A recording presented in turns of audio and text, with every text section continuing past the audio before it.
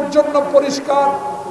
যেই কথাগুলো 1971 সালে স্বাধীনতা যুদ্ধে আমাদেরকে আশ্রয় দিয়েছিলেন, যেমনিভাবে স্বীকার করি, তেমনিভাবে আপনার অবৈধ শাসন দিয়ে, আপনার অবৈধ সমর্থন দিয়ে শেখ হাসিনাকে বাংলাদেশে 18 কোটি মানুষকে জ্বালিয়ে পুড়িয়ে বহু মায়ের বুক খালি করে দিয়েছেন।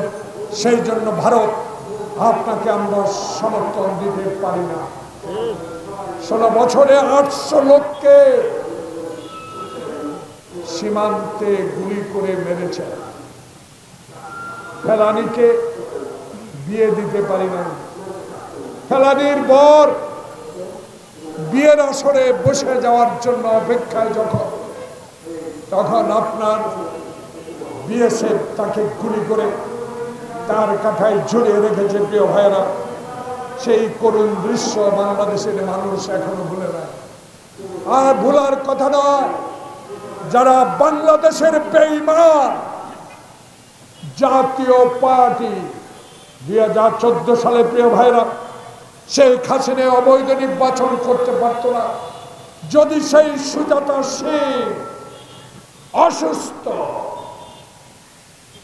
এরশাদকে ক্যান্টনমেন্টের হাসপাতালে গিয়ে রাজি না করাতেন, বিনা দস্তখতে এমপি না করতেন। শেখ হাসিনার বুকে সাহস ছিল না। 2014 সালে তারেক রহমানের দল যেই আন্দোলন করেছিল, সেই আন্দোলনে বিদায় নিতে বাধ্য হতো।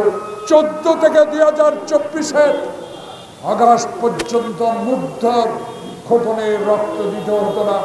2014-তেই বিদায় নিত শেখ হাসিনা।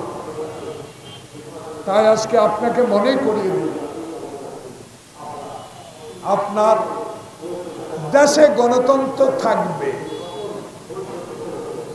বাংলাদেশে গণতন্ত্র থাকবে।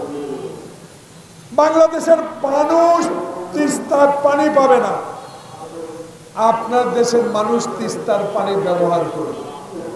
বাংলাদেশের মানুষ পদ্মা শুকিয়ে যাবে, তাকিয়ে থাকবে, আপনার মন নরম হবে না। আপনি গুলি করে মানুষ মারবেন, আমি প্রতিবাদ করতে পারবো না, এমনটি হতে পারে না প্রিয় ভাইরা। তাই হিন্দুস্তান, দিল্লি কি মনে করেন?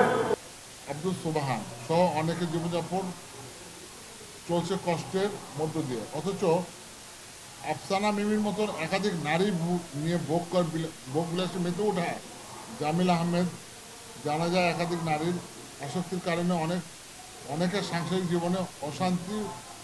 রাজধানী আফতাবনগরে স্বামী শেখ হেলালের ছুরিকাঘাতে স্ত্রী সুবর্ণা আক্তারের মিমের মৃত্যুর পেছনে রয়েছে জামিল আহমেদ কুকীর্তি।